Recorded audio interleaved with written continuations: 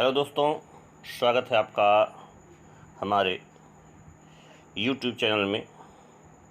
दोस्तों, आज के वीडियो में हम लोग यूरोपीय चित्रकला के अंतर्गत महत्वपूर्ण वाद को देख रहे हैं और इन महत्वपूर्ण वादों में हम लोगों ने पिछले वीडियो में कला से संबंधित नवशास्त्रीयवाद, रोमांसवाद या बिंदुवाद, विभाजनवाद इत्यादि चीज़ों को देखे थे। इत्यादि वादों के संबंध में हम लोग देखे थे और आज के इस वीडियो में हम लोग कला से संबंधित कुछ महत्वपूर्ण वादों की चर्चा करेंगे और इन महत्वपूर्ण वादों में प्रभाववाद,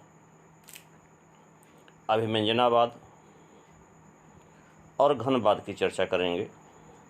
तो आइए देखते हैं इन तीनों महत्वपूर्ण वादों से संबंधित कौन कौन से प्रश्न पूछे जाते हैं जो बहुत महत्वपूर्ण हैं, अक्सर विभिन्न प्रतियोगी परीक्षाओं में पूछ लिए जाते हैं। तो आइए इस वीडियो में हम लोग देखते हैं सबसे पहले प्रभाववाद। जी हाँ दोस्तों, प्रभाववाद, इस वाद का जन्म फ्रांस में हुआ। एक चीज़ आपको बता दें, अधिकांश यूरोप में चित्रकला से संबंधित जो वाद स्थापित हुए, बहुत से वादों का जन्म फ्रांस की राजधानी पेरिस में हुआ, फ्रांस में हुआ। इसलिए कई जगहों पर फ्रांस को वादों का शहर या वादों का देश या पेरिस को वादों का नगर कहा गया है। तो अधिकतर वाद का जन्म यूरोपीय चित्रकला में वो फ्रांस की राजधानी पेरिस में हुआ। तो प्रभाववाद भी पेरिस में पनपा, पला बढ़ा। और जहाँ तक इस प्रभाववाद के समय को लेकर के देखा जाए तो इस समय को लेकर के कुछ कला विद्वानों में मतभेद है। असल में कुछ लोगों का मानना है कि प्रभाववाद की नींव 1874 ईस्वी में पड़ी। उसके पीछे कारण ये दिया जाता है कि असल में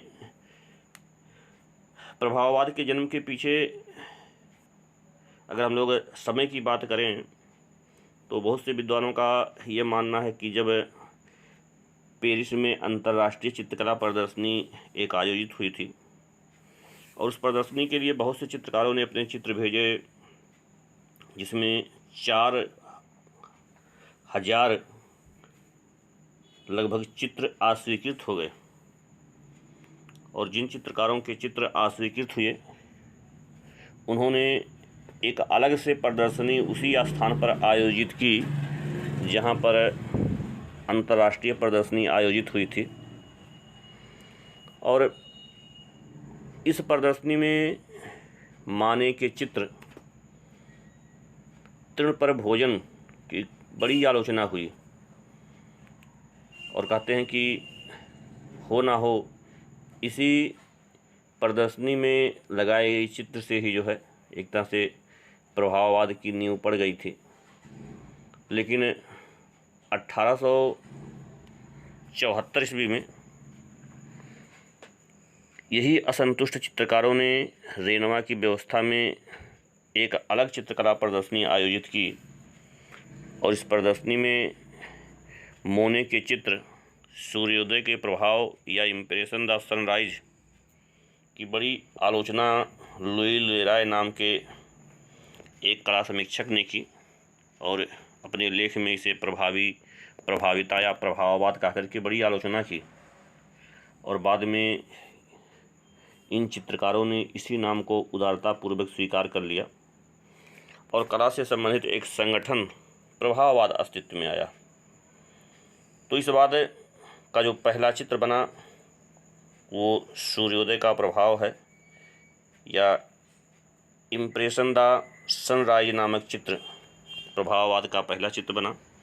और जहाँ तक प्रभाववाद के प्रणेता की बात है, प्रभाववाद के प्रणेता को लेकर के अभी तक कोई प्रश्न पूछा नहीं गया है। हालांकि कुछ गाइड टाइप के लोगों ने किसी ने प्रभाववाद के प्रणेता मोने को माने हैं और कहीं कहीं प्रभाववाद के प्रणेता माने को मान लिया गया है। तो ये आप लोगों की इच्छा के ऊपर है। हालांकि इस तरह से स्पष्ट रूप से किसी किताब में इस बात का उल्लेख नहीं हुआ है, लेकिन इस वाद का पहला चित्र कौन सा है, इसको लेकर के कई बार प्रश्न पूछे गए हैं। और प्रभाववाद एक ऐसा वाद था जिससे बहुत से चित्रकार जुड़े, और अगर इस प्रभाववादी चित्रकारों की बात किया जाए तो इस प्रभाववादी चित्रकारों में माने हैं, मोने, पिसारो, सिसिली, देगा और रेनवार।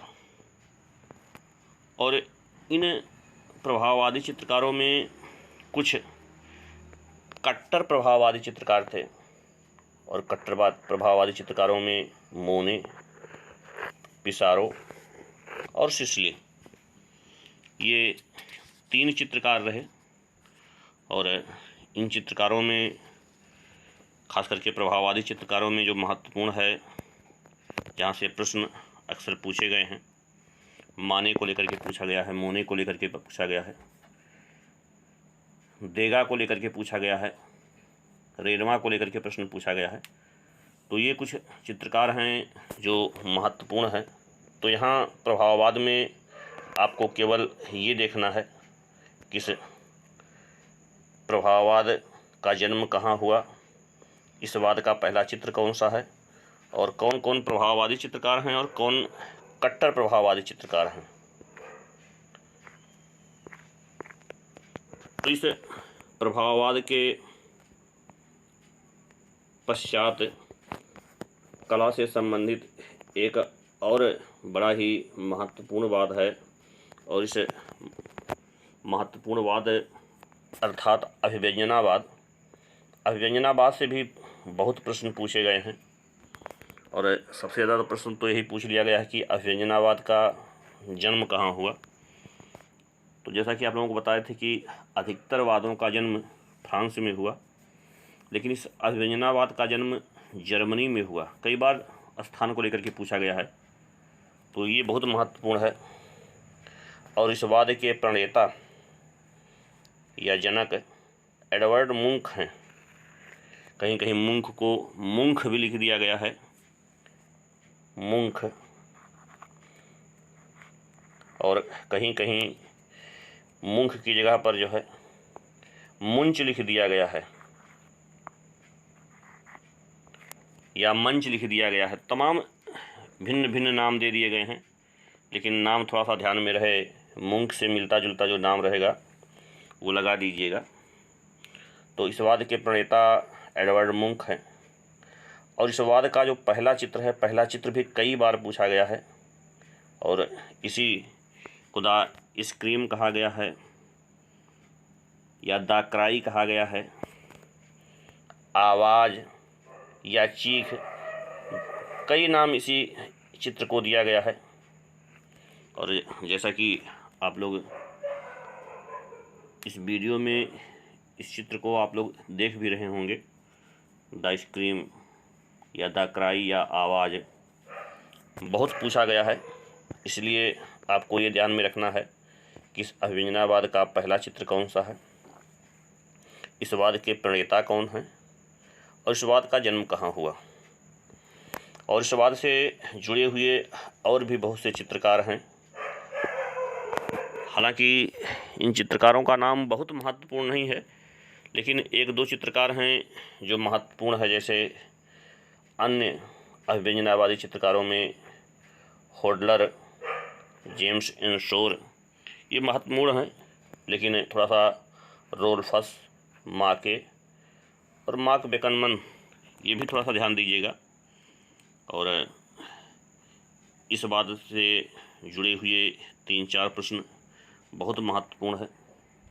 और इस बात के अलावा हम लोग एक और महत्वपूर्ण बात देख लेते हैं यूरोपीय चित्रकला में, और वह वाद है घनवाद। दोस्तों, घनवाद से सबसे ज़्यादा प्रश्न पूछा गया है, असल में वादों को लेकर के अगर देखें तो घनवाद और प्रभाववाद ये दो ऐसे वाद हैं और अभिव्यंजनावाद जहाँ से खूब प्रश्न पूछे गए हैं। और इस घनवाद का जन्म दोस्तों फ्रांस की राजधानी पेरिस में 1907 ईस्वी में हुआ। इस वाद का जन्म कहाँ हुआ, इसको लेकर के कई बार प्रश्न पूछा गया है। और सबसे ज़्यादा तो महत्वपूर्ण है इस वाद के प्रणेता। इस वाद के प्रणेता पिकासो थे। पिकासो का पूरा नाम है पाब्लो रुइस पिकासो। और इस वाद से जुड़ा हुआ जो पहला चित्र है, घनवाद का पहला चित्र है, वो अविन्यो की स्त्रियां हैं।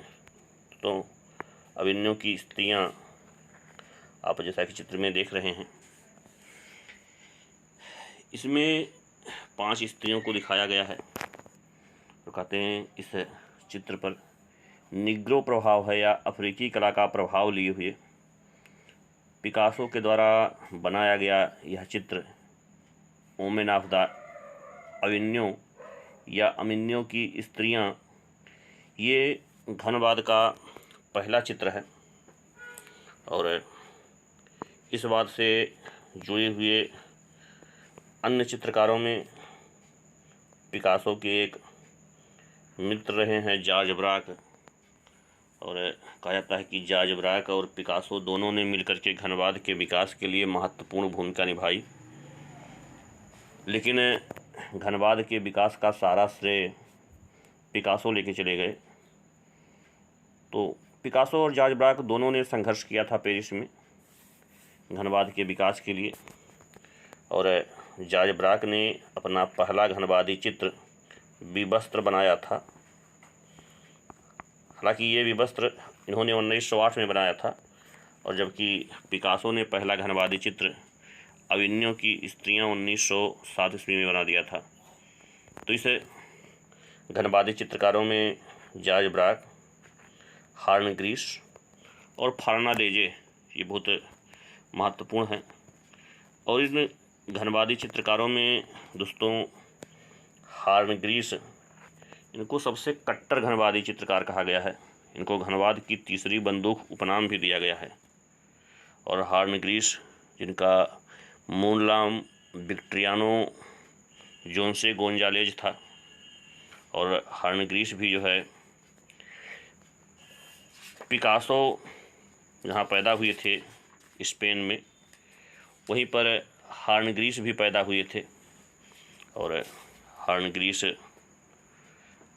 के द्वारा बनाया गया पहला घनवादी चित्र पोर्ट्रेट ऑफ पिकासो है, या पिकासो का व्यक्ति चित्र है।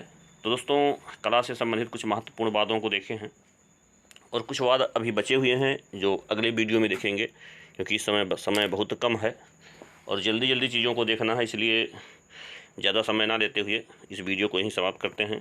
हमसे जुड़ने के लिए आप सबका बहुत बहुत धन्यवाद।